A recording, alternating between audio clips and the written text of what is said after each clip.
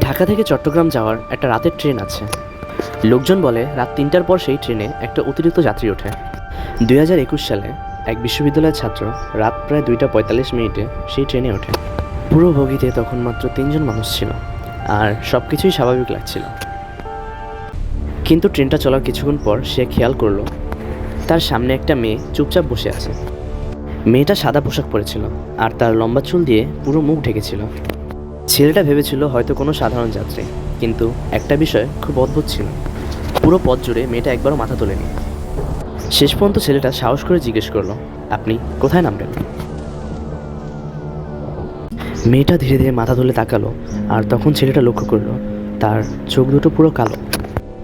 পরের স্টেশনে ট্রেন থামতেই মেয়েটা হঠাৎ করে অদৃশ্য হয়ে যায়।